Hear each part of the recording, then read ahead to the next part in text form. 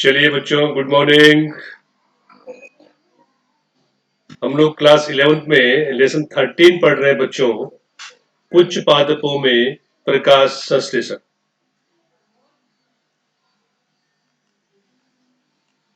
तो आज बच्चों एक नया टॉपिक है।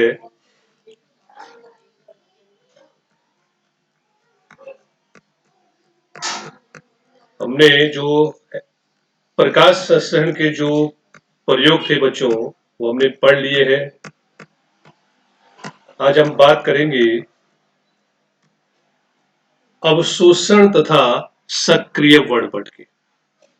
एब्जॉर्प्शन एंड एक्शन स्पेक्ट्रम होता क्या है। तो बच्चों पहले हम ये देखेंगे स्पेक्ट्रम होता क्या है, वर्णपट क्या होता है। तो सूर्य का प्रकाश बच्चों पृथ्वी पर किस रूप में आता है। सूर्य का प्रकाश पृथ्वी पर बच्चों इलेक्ट्रोमैग्नेटिक रेडिएशन के रूप में आता है, विद्युत चुंबकीय विकिरण के रूप में आता है। और जब इस विद्युत चुंबकीय विकिरण को बच्चों प्रिज्म से गुजारते हैं तो ये अलग अलग तरंग दैर्ध्य में बढ़ जाता है। और इस अलग अलग रेखाओं ये जो बटा हुआ है बच्चों, अपने तरंग दैर्ध्य के अनुसार अलग अलग रेखाओं में बट गया। इसी रेखाओं में बटने को वर्णपट अथवा रैखिक वर्णपट कहते हैं। इस रैखिक वर्णपट में क्या क्या है, अगर आप तरंग दैर्ध्य के अनुसार देखें तो गामा रेज है, जिनके तरंग दैर्ध्य सबसे कम है। याद रखना बच्चों, तरंग दैर्ध्य सबसे कम होगी तो ऊर्जा सबसे ज्यादा होगी, अर्थात ये सबसे हानिकारक है हमारे लिए। तो उसके बाद एक्सरे आता है, ये भी बहुत हानिकारक है। अल्ट्रावायलेट रेज, ये भी हानिकारक है बच्चों, क्योंकि इनकी जो तरंग दैर्ध्य है काफी कम है और इनकी ऊर्जा बहुत ज्यादा होगी।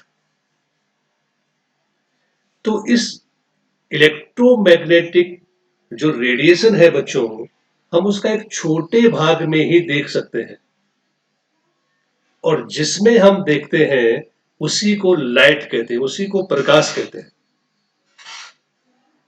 और स्पेक्ट्रम की भाषा में इसे विजिबल स्पेक्ट्रम कहते हैं। विजिबल स्पेक्ट्रम के बाद जो तरंग दैर्ध्य है विजिबल स्पेक्ट्रम से ज्यादा, तो वो है इंफ्रारेड, माइक्रोवेव्स, एफएम, एएम और रेडियो वेव्स। क्योंकि इनकी तरंग दैर्ध्य बहुत ज्यादा है तो ये हमारे लिए हानिकारक नहीं है।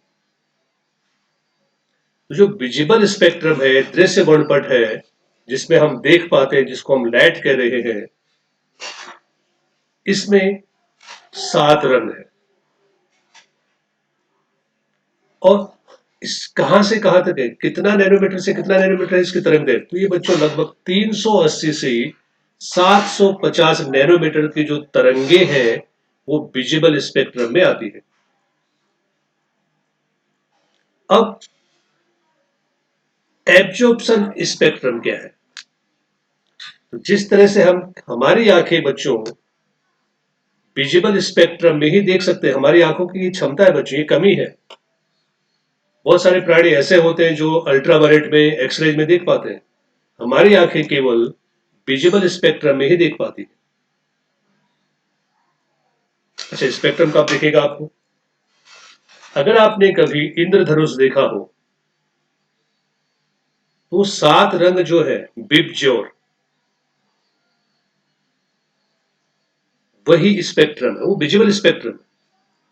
तो जो वहां पे अब इंद्रधनुष कब दिखता है, जब बरसात का टाइम होता है, तो वातावरण में जो बूंदे हैं पानी की, वो बच्चों प्रिज्म की तरह काम करती है। जब सूर्य प्रकाश इस पानी अर्थात प्रिज्म में से गुजरता है तो आपको केवल क्या दिखाई देता है, 7 रंग दिखाई देते हैं। ठीक है, और इस 7 रंग कौन कौन से हैं बच्चों, अगर आप इसको देखें, ये 7 रंग है, ये वायलेट है, ये इंडिगो है, ये ब्लू है, ये ग्रीन है, ये येलो है, और ये बच्चों रेड और ये ऑरेंज। इसे बोलते हैं बिब जोन। Violet, indigo, blue, green, yellow, orange और रेड। तो विजुअल स्पेक्ट्रम में 7 रंग है। जिस तरह से हमारी आंखें केवल विजुअल स्पेक्ट्रम में ही देख पा रही है, प्रकाश संश्लेषण भी विजिबल स्पेक्ट्रम में ही होता है। ठीक है, प्रकाश संश्लेषण में क्या होता है बच्चों? विजुअल स्पेक्ट्रम में होता है। अब प्रकाश संश्लेषण में क्या होता है कि वर्णक होते हैं। जो हरी वनस्पतियां हैं उनमें पिगमेंट है। कौन कौन से? तो क्लोरोफिल ए, क्लोरोफिल बी और कैरोटीनॉइड। अब ये सबके सब पिगमेंट क्या करते हैं बच्चों? उस विजिबल स्पेक्ट्रम में विभिन्न तरंग दैर्ध्य वाली तरंगों का अवशोषण करते हैं। यानी सभी वर्णकों की अवशोषण क्षमता समान नहीं है। वर्णक जिन तरंग दैर्ध्य वाली तरंगों का अवशोषण करते हैं उसी को अवशोषण वर्णपट कहते हैं। विजिबल स्पेक्ट्रम जो दृश्य वर्णपट है उसमें से अगर आप क्लोरोफिल ए को देखें बच्चों, तो क्लोरोफिल ए क्या करता है? केवल ब्लू और रेड क्या करेगा? केवल ब्लू और रेड, ये वाला और ये वाला तरंग दैर्ध्य वाली तरंगों का ही अवशोषण कर पाते हैं।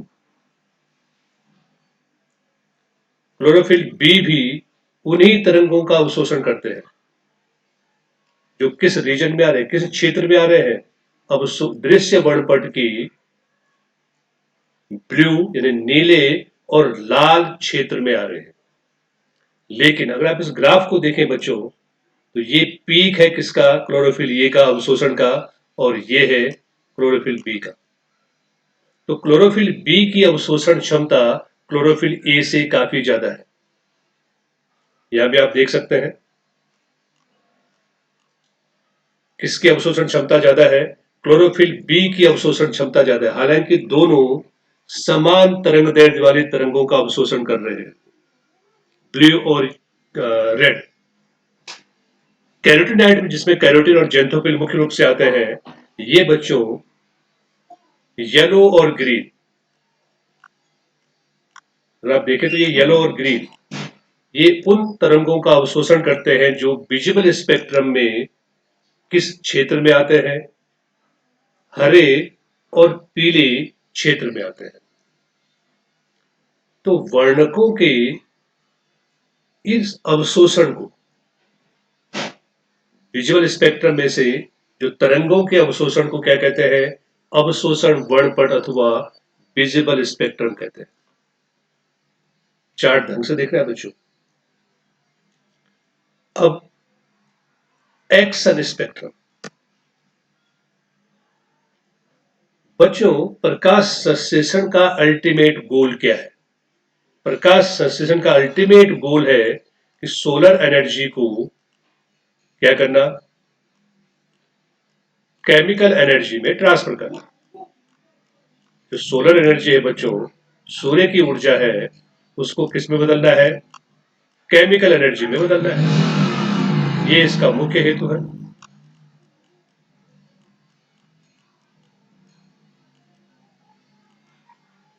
सूर्य प्रकाश का अवशोषण तो सबने कर लिया, लेकिन उस ऊर्जा का रूपांतरण रासायनिक ऊर्जा में केवल क्लोरोफिल ए ही कर पाता है।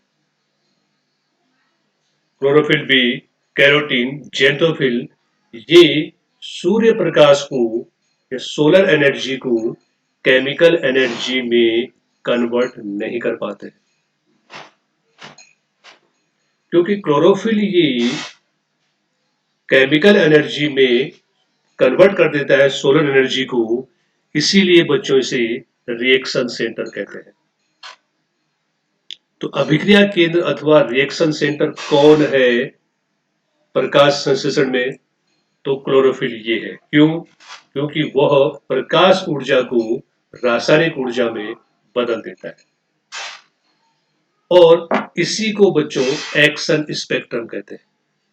अगर आप क्लोरोफिल ए का अवशोषण वर्णपट देखें, अवशोषण स्पेक्ट्रम देखें और प्रकाश संश्लेषण की दर को देखें। ये जो ब्लू लाइन है बच्चों, ये क्लोरोफिल ए का, यहाँ पे ए है, क्लोरोफिल ए का अवशोषण स्पेक्ट्रम है। और ये जो ब्लैक लाइन है, ये प्रकाश संश्लेषण की दर है। तो क्लोरोफिल ए का अवशोषण स्पेक्ट्रम और प्रकाश संश्लेषण की दर के बीच समानुपाती संबंध होता है। अवशोषण ज्यादा तो प्रकाश संश्लेषण की दर ज्यादा। अवशोषण कम, जिस चीज में अवशोषण कम हो रहा है, जैसे ग्रीन में बिल्कुल कम है, फिर रेड में ज्यादा है, प्रकाश संश्लेषण की दर भी बढ़ रही है। क्योंकि क्लोरोफिल ये सोलर एनर्जी को केमिकल एनर्जी में बदलते हैं, तो इसे आपने क्या कहा, रिएक्शन सेंटर कहा। इसके अलावा बच्चों इसे मेन पिगमेंट भी कहते हैं, मुख्य वर्णक कहते हैं। तो क्लोरोफिल भी कैरोटीन और जेंथोफिल क्या करते हैं? क्लोरोफिल बी और कैरोटीनॉइड बच्चों क्या करते हैं, ये ऊर्जा का अवशोषण, सोलर एनर्जी का अवशोषण तो करते हैं, लेकिन उसे केमिकल एनर्जी में बदल नहीं पाते। ये क्या करते हैं, उस एनर्जी को क्लोरोफिल ए की ओर भेज देते हैं।